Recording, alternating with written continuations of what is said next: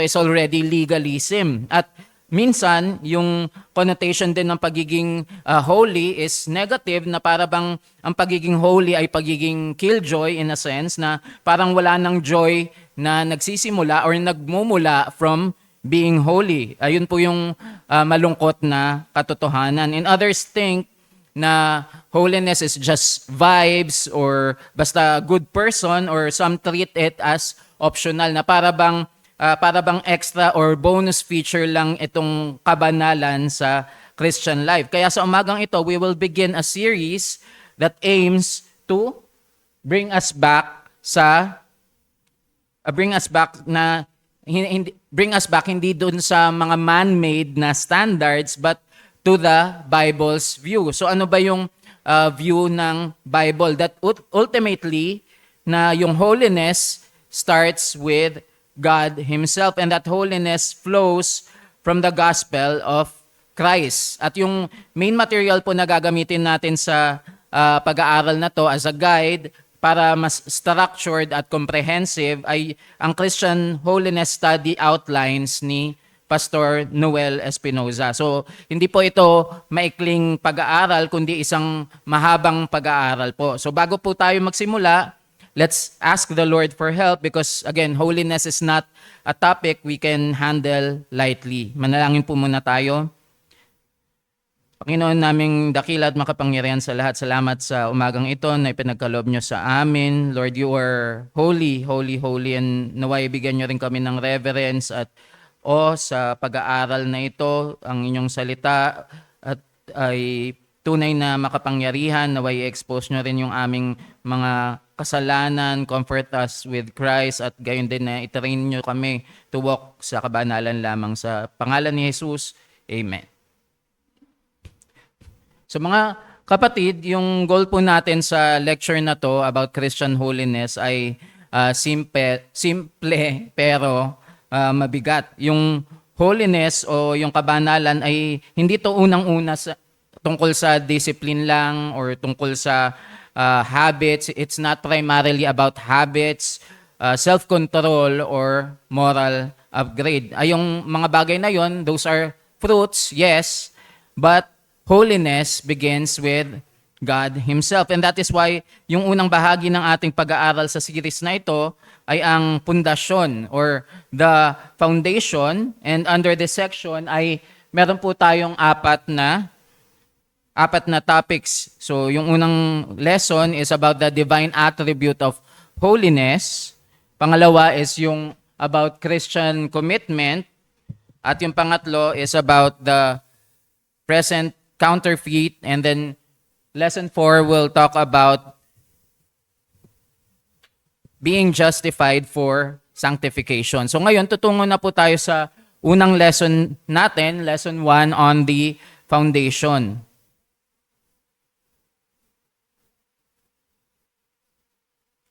So on the foundation, and it talks about the divine attributes of holiness. And now we go to the backbone of lesson 1. Yung main point po dito is that any consideration of holiness as a character must begin with the attribute of God.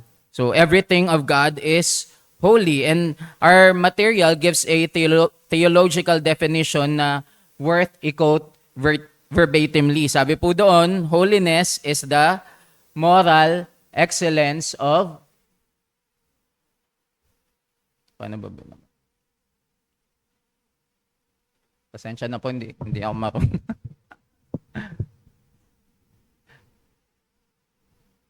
So sabi po doon, holiness is the moral excellence of God and His absolute opposition to everything evil. Purity is freedom from everything evil or wicked. So holiness does not tell us first to stop doing bad things. Holiness tells us first that God is morally excellent, utterly pure, and opposed to evil. So sa umagang ito, isa po sa mga babalik-balikan natin ay ang Isaiah 6 verses 1 to 7.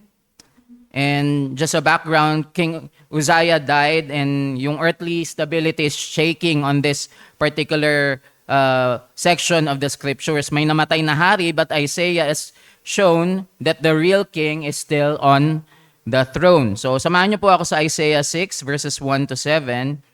Sabi po roon, "In the year that King Uzziah died, I saw the Lord sitting upon a throne, high and lifted up, and the train of his robe filled the temple. Above him stood the seraphim. Each had 6 wings. With 2 he covered his face, and with 2 he covered his feet, and with 2 he flew. And one called to another and said, Holy, holy, holy is the Lord of hosts. The whole earth is full of his glory. And the foundations of the thresholds shook at the voice of him who called, and the house was filled with smoke. And I said, Woe is me, for I am lost, for I am a man of unclean lips, and I dwell in the midst of a people of unclean lips, for my eyes have seen the King, the Lord of hosts. Then one of the seraphim flew to me, having in his hand a burning coal that he had taken with tongs from the altar, and he touched my mouth and said, Behold, this has touched your lips. Your guilt is taken away, and your sin atoned for." So isa po ito sa mga, itong binasa natin sa Isaiah 6 verses 1 to 7, isa po ito sa mga throne room scenes na makikita natin sa scriptures. And when we say throne room scenes, ito yung mga, kung may mga study Bible po kayo, ito yung kinokonote o yung label, Bible study label na ginagamit sa mga passages kung saan yung writer has shown a vision of God bilang king, seated on a throne or associated with a throne, na usually na pinapakita dyan yung heavenly beings being around the Lord, and also the atmosphere of worship, holiness, judgment, and authority. So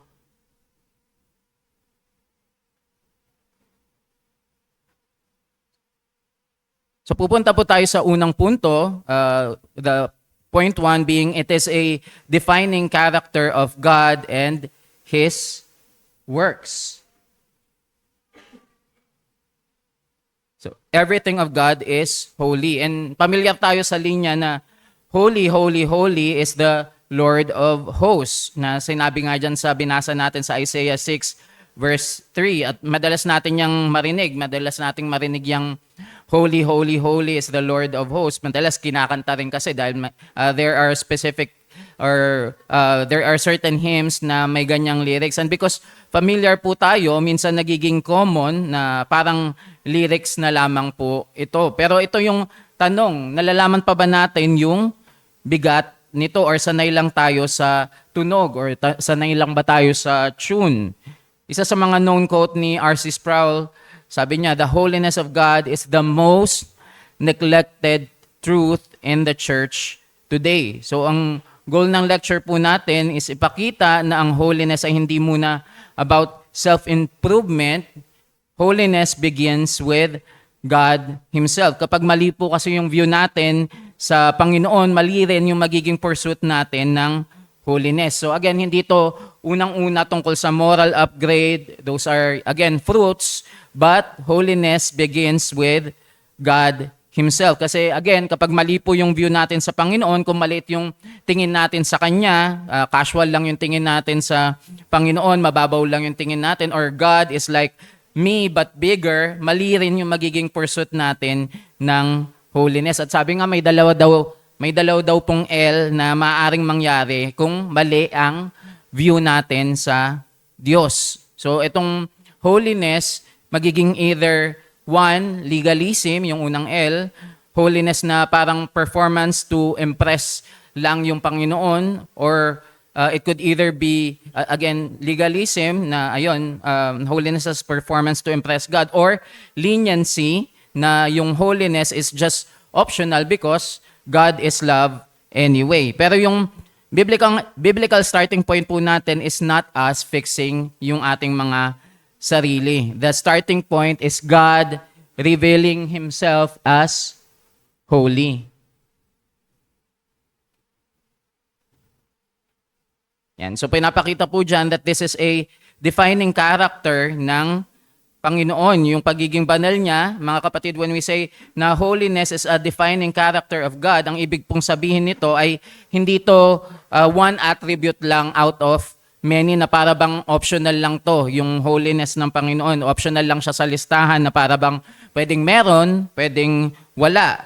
Pero dahil defining character ng Diyos, yung kabanalan, everything connected to God bears the stamp of holiness. Sa Old Testament, even yung mga objects, di ba? Even yung mga objects that is being used for worship is being called or are being called holy, not because magical itong mga bagay na to, but because they were set apart for God. Like the Sabbath, di ba? Sabi doon sa Exodus 28, remember the Sabbath day to keep it holy. So even the priest and the tabernacle items na ginagamit that were consecrated for the service ay tinatawag ding holy. So ang point natin kapag may ang isang bagay ay tunay na of God, it is not ordinary, it is set apart, sacred, handled with reverence. That's why God tells His people, you shall be holy for I am holy. Yan pong nakalagay dyan sa Leviticus 19 verse 2. And again, holiness flows outward from God's nature to God's people because you cannot belong to a holy God and remain comfortable with unholiness. And here's the sobering but beautiful part, because everything of God is holy, His works are also holy. So ano ba yung mga works niya? His judgments are holy. His mercy is holy. His salvation is holy. Even His discipline is not random anger. It is holy love shaping yung kanyang mga tao. Sabi nga sa Hebrews 12, verse 10, He disciplines us for our good that we may share His holiness. Kaya mga kapatid, when we say everything of God is holy, we mean God cannot be treated casually. Worship cannot be treated lightly, and sin cannot be treated as small, because the one we deal with is holy in all His being and in all His works. Hindi lang yung mga bagay na ginagamit sa Kanya ang tinatawag na holy, but even yung Kanyang mga gawa. And now we go to point 2.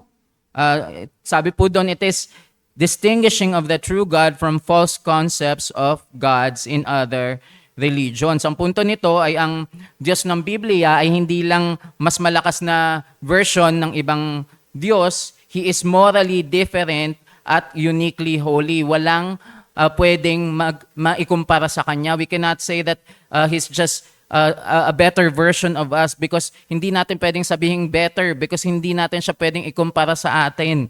Sa Exodus 15, pagkatapos iligtas ng Diyos ang Israel sa Red Sea, yung awit ni Moses, sabi doon, who is like you, O Lord, among the gods, who is like you, majestic in holiness. So ito po ay pagpapakita na ang Diyos ng Biblia ay walang katulad, hindi siya made up na projection lamang ng tao, kundi ang Holy Creator na set apart sa lahat. At ito rin yung paulit-ulit na tema ng Old Testament, ang totoong Diyos, the true God, the one true God ay iisa at exclusive. Kaya bawal yung halo-halong God option. Sabi nga sa Deuteronomy 6:4, Hear, O Israel, the Lord our God, the Lord is one. At pinakamatingkad na distinction na distinction ang Diyos ng Biblia ay ano? Sabi doon, you who are of purer eyes than to see evil and cannot look at wrong. So anong pinapatungkulan natin dito sa bagay na to? Ang pinakamatingkad na distinction ng kabanalan ng Panginoon is that yung Diyos ng Biblia ay hindi comfortable sa kasalanan. Many false gods, yung mga ancient man-made concepts hanggang modern spirituality ay parang bigger versions lang ng tao, pwedeng i-appease, pwedeng i-manipulate. Kaya nga, hindi natin pwedeng sabihin, God is just a bigger version of us.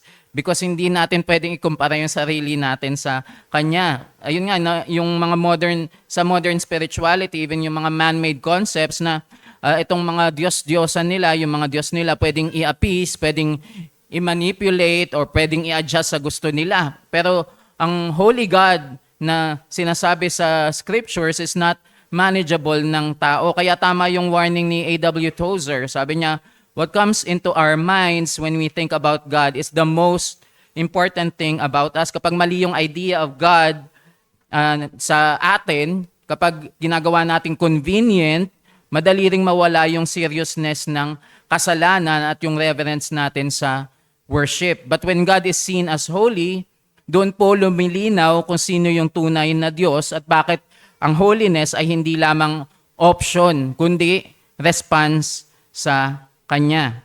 So sa 1689 London Baptist Confession of Faith nga, sa chapter 2, paragraph 1, ang Diyos po ay tinawag doon na one only living and true God. So nilalarawan bilang most holy at hindi lang generic na holiness yung binabanggit dito, kundi holiness na may moral weight, hating all sin. Ayun nakaspecify, hating all sin at will by no means clear the guilty. Ibig sabihin, ang Diyos ng Biblia ay hindi po flexible deity na pwedeng i-remake ng culture. Ang Diyos ng Biblia ay buhay at tunay at ang character niya ay pure at opposed sa kasalanan, opposed sa evil. Kaya automatic na yung mga gods na comfortable sa sin, manipulable by rituals lamang o gawa sa imagination ng tao, hindi po yun ang Diyos ng Scriptures. Now, we go to the biblical presentation, yung tatlong angles of God's holiness according dun sa material natin from Pastor Noel Espinoza. So yung una doon is God's separateness. Ibig sabihin, God is holy and set apart. Yung salitang holy dito sa biblical usage ay may dalang idea of being separated. And then pangalawa po is God's loftiness na walang leveling sa Panginoon. Kaya yung sabi natin kanina, hindi natin maikukumpara yan, hindi natin maikukumpara ang Diyos sa kahit sino. At pangatlong punto is God's contrariness, na yung holiness ng Panginoon, kinocontradict nito or kinokontrast nito ang evil. And that also aligns sa sinabi natin kanina na hindi, isa yun sa pinakamatingkad na distinction ng holiness ng Panginoon, na hindi siya comfortable sa kasamaan or hindi siya comfortable sa kasalanan. So sa una pong biblical presentation about the three angles of God's holiness, about God's separateness, ang salitang holy again sa biblical usage ay may dalang idea of being separated. Ibig sabihin set apart o hiwalay para sa Diyos. So even yung mga ginagamit sa mga rituals, yung mga basin, hindi yan basta-basta pwedeng gamitin sa panghugas ng kamay. Even the garments, hindi yan basta-basta pwedeng isuot because that is set apart for a specific purpose, and that is for God. That is set apart for a specific purpose, which is worship sa tunay na Diyos. Kaya sa Isaiah 6, hindi pinapakita si God or yung Panginoon na parang one of many o simpleng best version lang ng isang mas mataas na being. Hindi siya ka-level ng anumang nilalang. He is separate, other, He is distinct, ang Holy One na walang katulad. Hindi siya, again, ka-level ng anumang creatures. At bilang dagdag na theological clarity, pwedeng ilarawan yung holiness hindi lang bilang pagkahiwalay, kundi also as purity, as moral perfection, o yung radiance o ningning ng lahat ng perfection ng Diyos. Isa tong kabanalan na hindi natin kayang pantayan, kundi dapat nating sambahin ng may takot at merong paggalang. And also isang biblical fact, sa buong Bible po, lahat ng attribute na inuulit-ulit ng 3 beses in one line ay holiness. So makikita natin yan dun sa binasa po natin kanina sa Isaiah 6 verse 3. 3 beses inulit yung holy, holy, holy, holy. So saan pa? Even sa New Testament, if you want to check sa Revelation 4:8, sabi rin doon, holy, holy, holy is the Lord God Almighty. So makikita natin hindi, kasi even in Hebrew context, kapag inuulit-ulit yung mga bagay, it means na in-emphasize itong mga bagay na to. Hindi love, love, love tulad nung sinasabi ni Chris Aquino, kung naubutan nyo pa yon, na kundi anong sinasabi, ano yung ine-emphasize na attribute ng Panginoon? It is holy, holy, holy, not love, love, love, not mercy, mercy, mercy. Pero this doesn't mean na yung Panginoon isn't love. He is, but it tells us something about the weight of holiness in the revelation of God, especially kung paano natin babasahin itong bagay na ito. And even, again, sabi natin kanina, sa Hebrew style, yung mga repetition is also equal to emphasis. Parang bold, parang underline, parang highlight sa panahon natin ngayon. So same kung paano yung emphasis sa verily, verily sa New Testament, na even sa Greek, na yung sa New Testament passages, ganun din sa Hebrew style. Repetition equals emphasis. So kapag holy, ibig sabihin they're set apart, morally perfect. Kapag holy, holy, di ba, very holy, and it also relates dun sa verily, verily na laging nasasabi sa New Testament. And when it comes to it being emphasized 3 times, holy, holy, holy, it means holiest, it means supreme holiness na wala talagang katulad. So ang ibig sabihin, or ang big idea natin dito, is that holiness is not just a side topic. It's central to how God is revealed, especially as we read tong throne room scenes na to. And marami pang mga throne room scenes sa scriptures. Pero meron din pong warning sa atin na sabi po, there is a treatment of God that exhibits carnal familiarity. Ibig sabihin, may klase po ng pagiging familiar sa Diyos na nauuwi sa pagiging familiar sa laman. Yung sobrang casual na nagiging flippant na lang, or parang wala nang bigat o paggalang. Yes, totoo na God is our Father at pwede tayong sumigaw ng Aba, pero nawa maging conscious tayo na whenever we exclaim this, hindi nawawala yung awa at reverence natin sa Kanya. Kaya malinaw ang scripture, let us offer to God acceptable worship with reverence and awe. And that's what is said sa Hebrews 12 verse 28.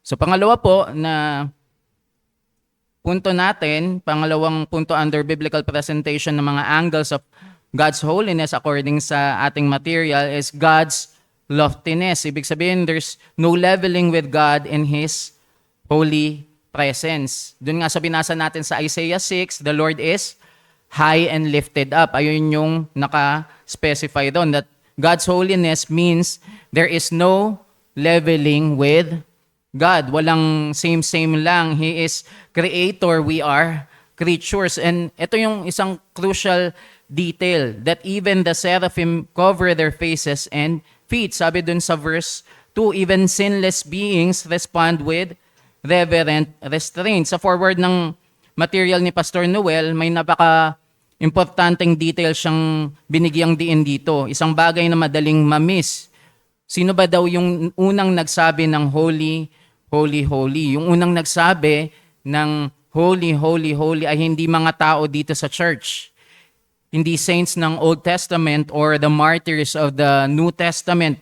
Ang unang sumigaw niyan ay heavenly beings, mga nilalang na nasa harap mismo ng throne of God. Sa Isaiah 6, yung tawag sa kanila ay seraphim. So kung titingnan natin yung biblical detail sa Isaiah 6, yung seraphim have 6 wings. May 6 silang wings. Yung dalawa daw cover their faces. Yung dalawang wings nila, it covers their faces. And then yung dalawa, it covers their feet.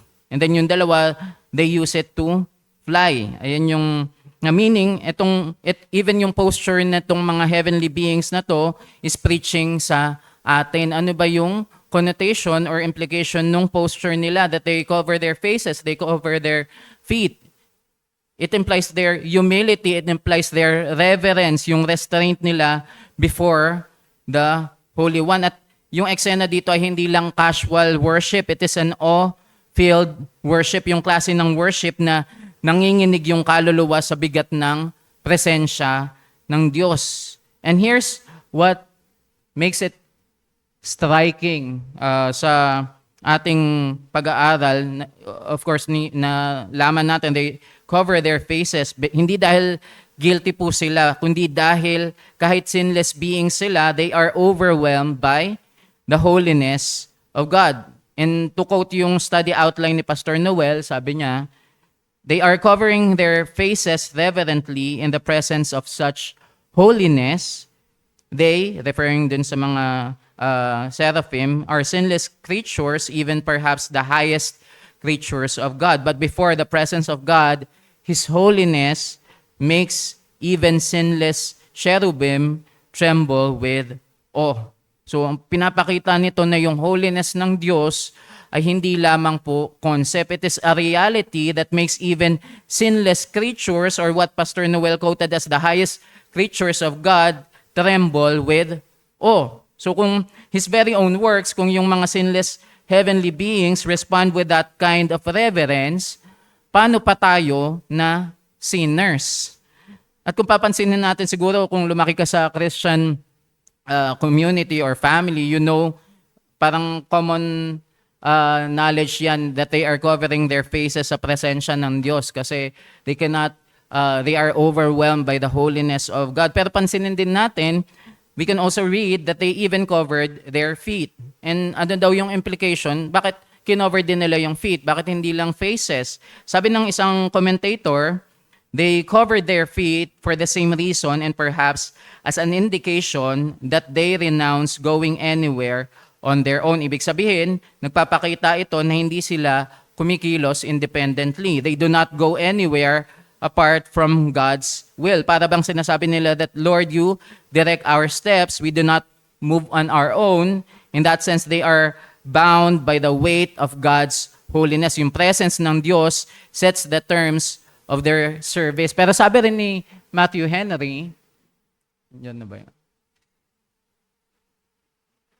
Ayan, sabi ni Matthew Henry, they cover their, sabi ni Matthew Henry, this bespeaks their great humility and reverence to their attendance upon God, for He is greatly feared in the assembly of those saints. They not only cover their feet, those members of the body which are less honorable. So ayun, most classic commentators take this view as humility and modesty, covering what is considered the lower or less honorable part, showing na lumalapit sila sa Diyos with deep reverence. At very fitting yung picture pa kasi di ba yung paa or feet, yung madaling madumihan, laging exposed sa alikabok ng lakad, symbolic ng pagiging lowly or creaturely. At kung iisipin pa, to put it on a script, marahil sinasabi ng, kung bibigyan natin yung ng script yung sinasabi ng mga seraphim, maaring sinasabi nila, Lord, kung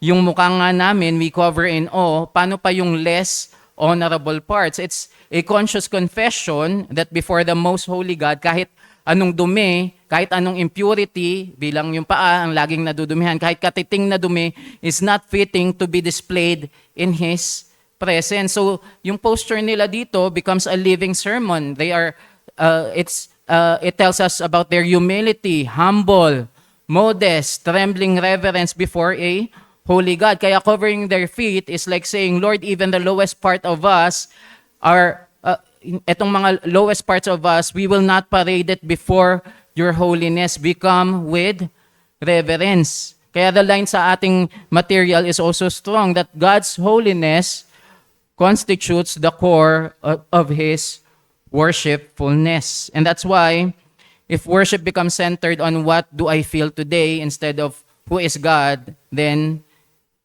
shinif na natin yung center. As a reference, sabi sa 1 Chronicles 16, verse 29, worship the Lord in the splendor of holiness. Kaya paalala ito sa atin, kung yung worship natin becomes about or becomes, ang center natin na nito is how do I feel today or what do I feel today instead of who is God, then that is an indication that we've already shifted the center of worship. So the challenge is not make worship entertaining. The challenge is make the holy God the centerpiece of our worship. Sige, may time pa po siguro tayo to tackle yung pangatlong punto natin. Pangatlong punto about the biblical presentation, yung tatlong angle of God's holiness, and this is God's contrariness. At ano naman pong sinasabi sa bagay na ito, that holiness contradicts evil and then judgment follows. Yung material natin calls this God's contrariness, meaning yung moral purity ng Panginoon stands in contradiction against sin. Yung kabanalan doesn't coexist peacefully with evil. And notice natin, Isaiah was not a pagan prophet. He's a servant of God. Yet in the presence ng Panginoon, his response is immediate. Ano ba yung naging response niya? He declared he has unclean lips. Sabi sa Isaiah 6 verse 5. So anong implication ng bagay na ito? That holiness also exposes sin. Di ba parang kung titingnan natin yung isang illustration, parang ilaw, let's say sa kwarto, lalo kung yung kwarto na yan matagal nang hindi nagamit, seldom use. So akala mo malinis yung ilaw, pero pag tinapatan ng bright light yan, kapag inon mo yung switch, doon makikita yung mga alikabok doon sa ilaw na yun. So sino ba yung gumawa ng alikabok? Hindi naman yung ilaw, pero ni-reveal lang ng ilaw yung alikabok. And that light didn't again create the dust, pinakita lang ng ilaw yung dust. At sabi sa Hebrews 12 verse 14, we are commanded to strive for what? For the holiness without which no one will see the Lord. Kaya ang sinasabi nito sa atin that holiness is not optional. It is a necessary evidence of real faith. Kaya itong Isaiah 6:5, natawag yan ng maraming commentators as the classic woe is me passage. Kasi in the Bible, yung woe is me, cry yan of distress or parang self-condemnation, or parang cry of helplessness, usually because someone has just been confronted by God's holiness dito sa mga passage na to. Kaya yung woe is me, makikita natin yan kung saan-saan. Makikita natin yan sa Jeremiah, makikita natin yung woe is me sa Lamentations, even sa Micah. So itong woe is me is a cry of distress, especially kung may mga passage that someone has been confronted by God's holiness or someone has been confronted by God's judgment or the reality of sin. It's not just sad ako, kasi pwede nating i-translate yan to sad ako. Woe is me is more like I'm ruined. I have no defense. I deserve judgment.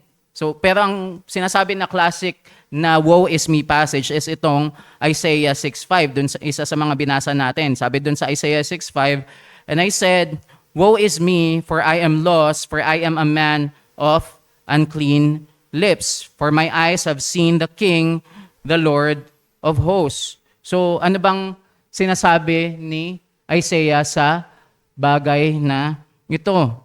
So what Isaiah means by it is that he is undone. Diba? Parang sinasabi niya, I am undone, I am lost, I am ruined. So yung Hebrew idea, if you're going to translate it, na parang I'm finished, I can't stand here. So na-realize ni Isaiah that if God is this holy and I'm this sinful, how can I survive? It also, ano pang ibig sabihin doon ni Isaiah, sa Isaiah 6:5, that he confesses personal sin, na sinabi niya nga doon that he has unclean lips. So, lips, ibig sabihin speech, worship, teaching, what comes out of the heart. He's basically saying, even my words, my worship and witness are stained. And also, he identifies with the people. Sabi niya, I dwell among a people of unclean lips.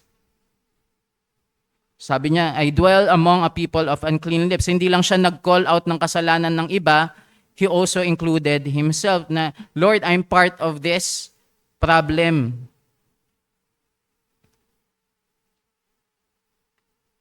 And ito po yung mga makikita natin na practical implication sa unang lesson ng ating pag-aaral. Unang-una, we should approach God always essentially as holy.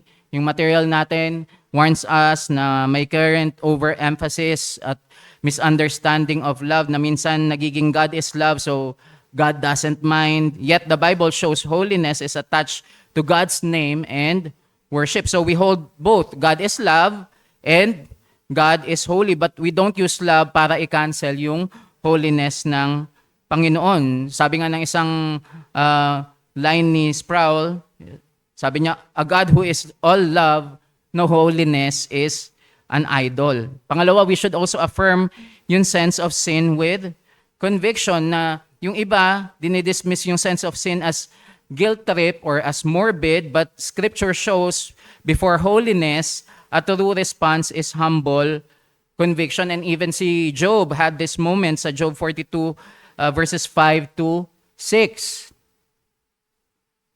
Sabi po roon, I had heard of you, but now my eye sees you, therefore I despise myself and repent in dust and ashes.